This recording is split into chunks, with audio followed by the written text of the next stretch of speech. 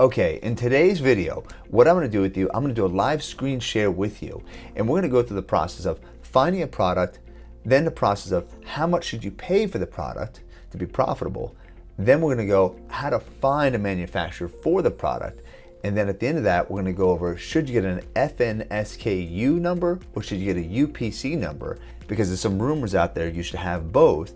On top of that, we're going to then call Amazon and have them answer for us which one you should have. And at the very end of that, I'm going to give you one very big pro tip that a lot of people aren't sharing with you, but they should be sharing with you, and this is all for free. Watch this video. What Logan does is help people take great ideas and execute on them.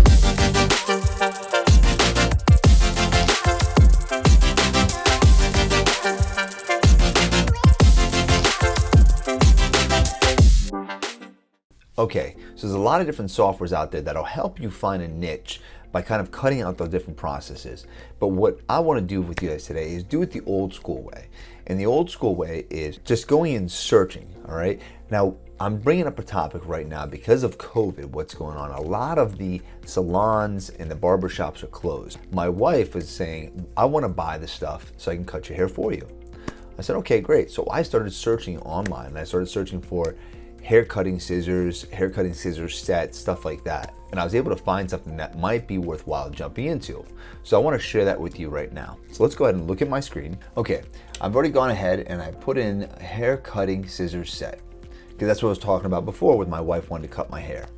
All right, so then what that brought up here was a whole bunch of different sellers here that are selling sets. And what I mean by set is a full-blown set. I mean the gown, the brush, the scissors, the whole nines. So you see a couple companies in here that are just selling the basics here. All right, and you see some that are here. This is sponsored. Again, 13 reviews, 15 reviews, 4 reviews, 3 reviews, very young. 4 reviews, 275 reviews, getting a little high. 646 reviews, getting a lot higher. 29 reviews. So you can see here that this is kind of one of those niches where people have been into it for a decent amount of time, but it's still young enough to where people can still hop into it, because a lot of these younger ads are still in there on the front page when searching this term. So the next thing I would say do is you have to go to Chrome extensions and you have to get the Jungle Scout app. You've heard me probably talk about it in other different videos, but you get the Jungle Scout app. It'll download a JS in the upper right hand corner. Once you get that there, this is completely free. Again, we're running through a whole different scenario of free apps without having to pay for them. Now, some of Jungle Scout's programs you will have to pay for, but this one you don't have to pay for it. So let's go ahead, JS, and let's see what people are making in this niche. All right. So one of the cool features I like about this is you can go ahead and start pulling out ones that are not relevant. This one right here is relevant. And what's going to make sense in a few minutes is why I'm pulling them out. All right, this is relevant, not relevant. We were searching for sellers that had the gowns, so not relevant. So we can get a full set in there. Relevant, not relevant. And if you look in the upper right hand side, see right here, see this number here says average pricing? As we're starting to remove the not relevant listings, you're starting to see that average pricing change. And when we get that average pricing, it lets us know how much we need to buy the product for so we can be competitive in this niche here. Almost there. This is where I do some of the little legwork. Again, this is a free program. They do have some of these programs where you will pay for it. In particular, where Jungle Scout does have some higher tier programs. This one in particular is free, and you can get it at the Chrome extension. I am not affiliated with them at all, so you can go to them however you want. I'm not getting any kind of kickback on this.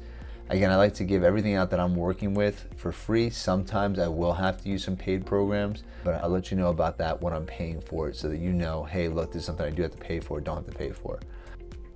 And we'll just do another comb through just to make sure that our averages are not messed up.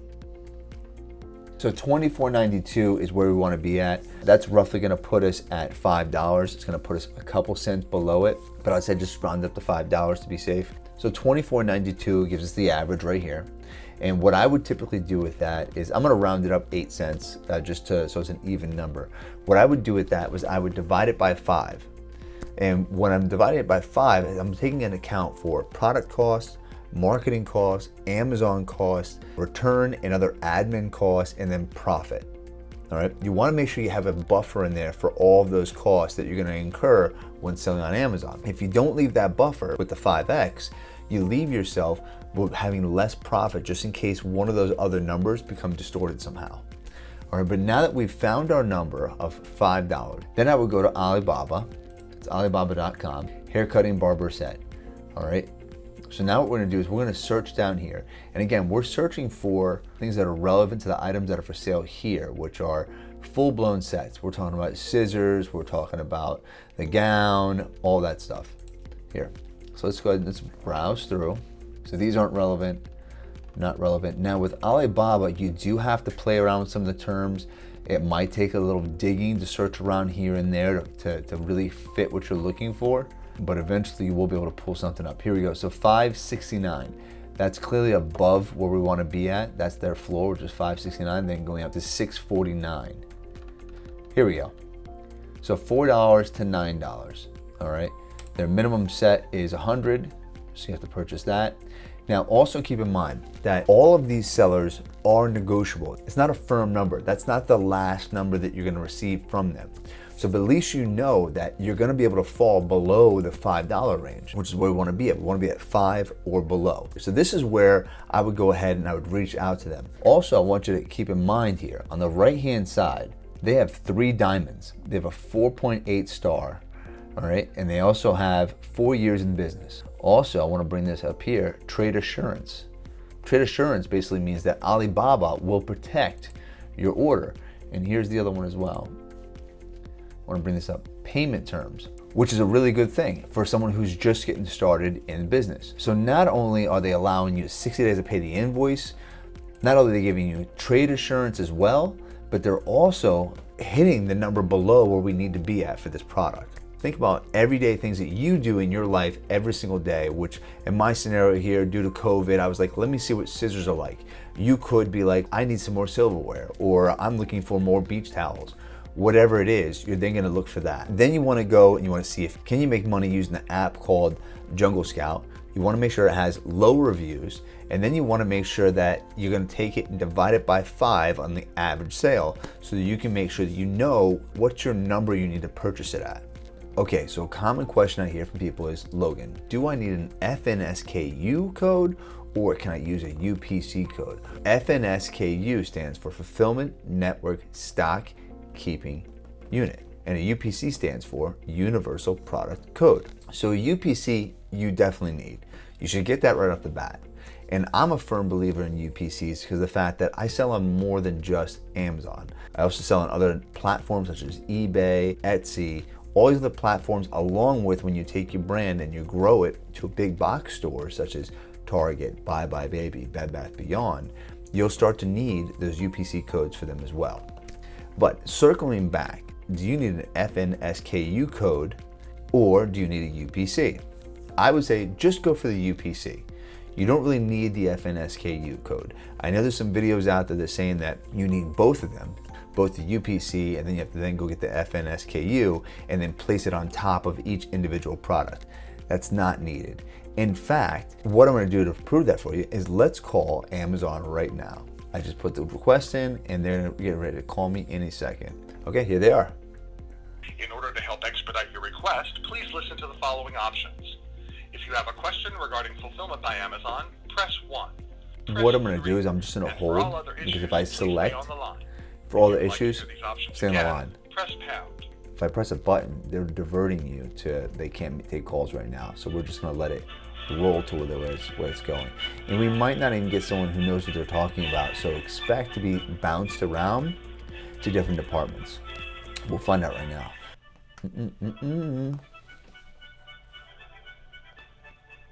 If you want to sell on Amazon, get used to this. You're going to spend a lot of time talking to people at Amazon because there's always going to be some kind of issue. Hello? Thank you for contacting Amazon Selling Support. My name is Adrian. How can I help you? Adrian, how you doing? Glad you can help me out here. So I'm actually giving you a call in regards to, I've heard a couple rumors saying that they have to have a UPC number as well as an FNSKU number on my products. Is that correct? Let me go ahead and confirm that with you specifically. Let me go ahead and just make sure about this one. Now, is there anything particular about the product that we're talking? No, it's a basic product. Okay, all right. Let me just go ahead and fill in the information first for the documentation of the case, and I'll be right back with you. Okay. Okay. Will you allow me just a quick minute of brief hold? Perfect. Go ahead. All right. Thank you. That means they don't know, and they're gonna have to look it up online somewhere. Let's see what they have to say when they come back. They really are taking a long time.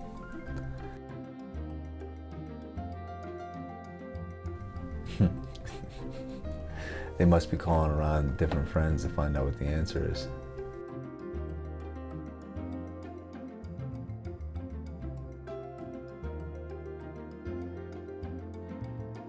All right. Thank you very much for your time, sir. Now, if we go, for example, through the added product process, it should only ask you for one identifier. You could use, it is recommended to go with the UPC in that case, if you have it handy. Or if you have the ASIN, you can enter the ASIN as well. If you have the FNSAQ, you can also try it in that way. My question is, and all my products have UPCs. I've always just done UPC. And there's a couple of rumors that are online and YouTube and those areas, and they're saying that you need to have UPC, and then you also need to then put an FNSKU on the product. And I just want to clear that up because I've never had that issue before, and I want to just confirm and hear it from you that do I have to have an FNSKU number and put it on top of my UPC number, or am I good and I don't need an FNSKU number because I have UPC numbers for all of my products? In reality, you shouldn't really need that FNSKU unless, let me just ask you this, are the ASINs for FBA inventory? Yeah, everything's FBA. Okay, so everything is FBA. Now, Correct. let me go ahead and double check about that specific one right there. We do have a department for FBA, but let me just go ahead and make sure. So I will 100% feel more comfortable actually having you talk to one of their representatives to evacuate this simple question. Sure, not a problem. Transfer me on over. Here we go. Here's a prime example that even Amazon, all the departments don't know the true answers. It is good to then do due diligence yourself. Don't just trust what some of the people are saying on YouTube or any of these blogs or some of these quote-unquote gurus. You can actually easily just give them a phone call. You might have to spend a little time on it. I'm gonna make sure myself, I'm gonna give them a phone call. I'm gonna look into it, and I'm gonna find out the exact answer, what it should be. It wouldn't make sense that you have to have a UPC code on a box and then put an FNSKU number on there as well.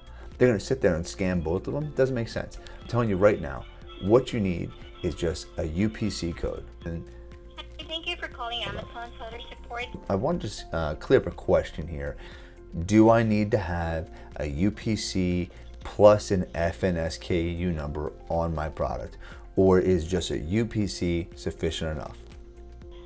Well, the UPC basically is to identify the product that you have listed, sir. Correct. So once you list it, it can either have the ASIN generated for it. The FNSKU is also based on the way you listed the product, sir. So if you listed it with the UPC and you have the manufacturer barcode set up on your account, then that should come up as the FNSKU as well for the ASIN, sir.